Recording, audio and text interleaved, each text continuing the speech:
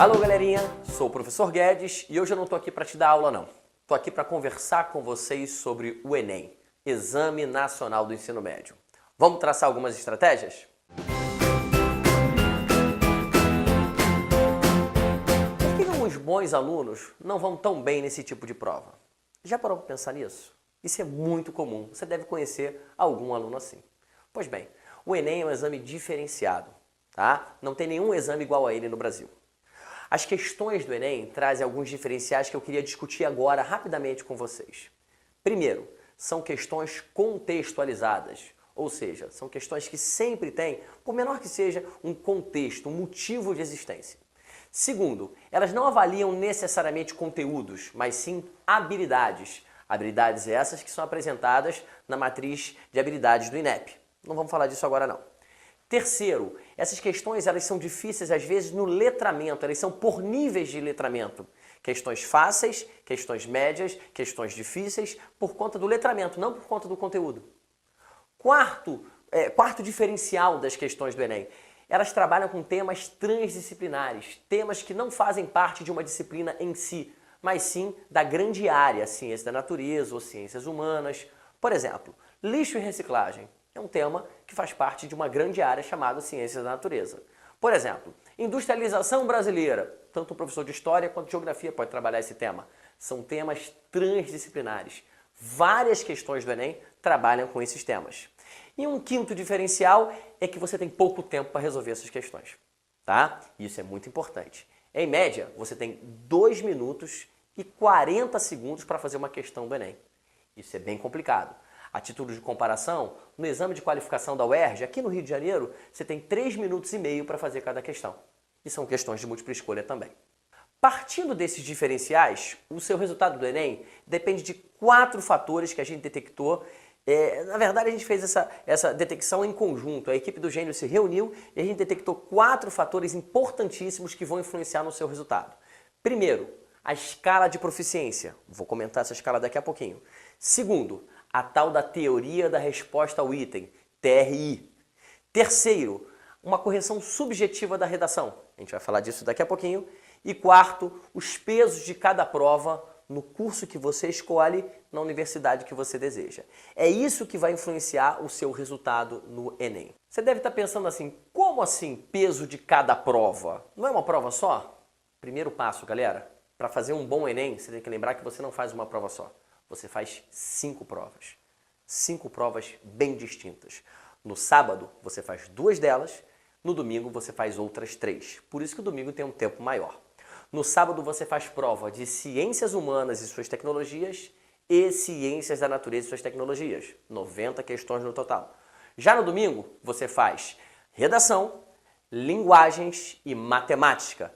90 questões também, mais a redação. Então são 5 provas. Se você não separar assim, você não traça uma bela estratégia para o Enem. Queria falar um pouquinho agora da escala de proficiência no Enem. Sim, porque é essa nota que você recebe no seu boletim.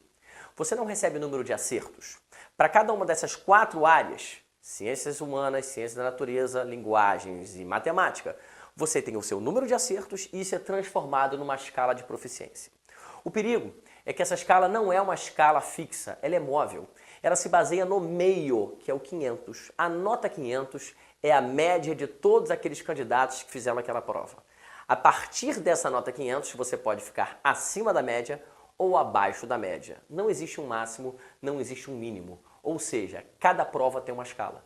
Por isso que eu sempre digo, tirar 700 numa área não significa nada, não significa nem uma prova, nem que você foi bem, nem que você foi ruim. Você tem que comparar com o restante dos candidatos. Tá? Então, 700, por exemplo, numa área, não é a mesma coisa que 700 em outra área. Vai depender da nota máxima e da nota mínima. É óbvio que essa escala de proficiência ela é móvel de acordo com o nível da prova daquele ano. Para provas muito fáceis, quando você tem uma prova com questões muito fáceis, isso é o senso comum, né? A nota máxima acaba baixando um pouco.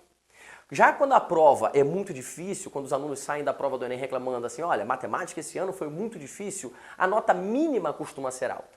Por isso que é importante você comparar a sua proficiência, não o número de acertos, a sua proficiência com a nota máxima e a nota mínima daquela área naquele ano. O seu número de acertos ele é transformado nessa proficiência com uma ferramenta matemática e estatística bem complexa chamada TRI, Teoria de Resposta ao Item.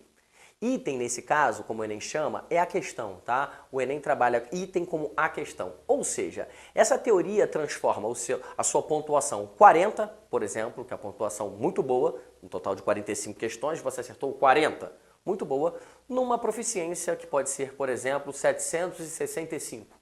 Qual o significado disso? Bom, para você isso é muito obscuro, é muito escondido, mas você tem que acreditar no que a gente vai falar aqui para você aumentar a sua proficiência. A TRI ela se baseia em 3 parâmetros, não vou entrar na parte estatística, eu só queria que você entendesse esses 3 parâmetros. A discriminação da questão, a dificuldade da questão e o acerto casual. A discriminação da questão é o que você está fazendo, como você se portou frente àquela questão, frente àquela habilidade, em comparação aos outros candidatos. A dificuldade da questão é realmente se a questão tem um nível fácil, médio ou difícil. Vamos lembrar que todas as questões de Enem são pré-testadas. Então já se sabe se aquela questão tem um nível fácil, um nível mediano ou um nível complicado. E o terceiro ponto que as pessoas confundem muito é o tal do acerto casual. O que é o acerto casual para o Enem? Aquilo que nós chamamos de chute. Você vai continuar chutando, tá? Mas na hora certa. Eu vou explicar isso melhor. O Enem se baseia na coerência pedagógica. Como as questões já foram pré-testadas, eu já contei essa história para vocês. Você tem questões de nível fácil, questões de nível mediano, intermediário e questões de níveis difíceis, de uma mesma habilidade, por exemplo. Reparem nessa apresentação aqui. Eu tenho 10 questões de uma determinada habilidade e essas mesmas 10 questões sendo resolvidas por um outro participante. São 2 participantes fazendo as mesmas 10 questões. Essas questões são alocadas numa escala de proficiência de acordo com a dificuldade delas, ou seja, com pré-teste, número de candidatos que acertou ou número de candidatos que errou. Obviamente, se mais candidatos erram a questão, ela se torna difícil e tem uma proficiência maior na escala. Pois bem, está lá o 500, o meio da escala, e aí você vê o número de acertos do participante A. O participante A, repare, ele tem 5 acertos no total de 10. O participante B também tem 5 acertos no total de 10. Quero salientar que são as mesmas 10 questões. Porém, esses candidatos vão ter proficiências diferentes. Por quê? Por causa da coerência pedagógica dos acertos. É assim que o Enem avalia, né, o chute casual.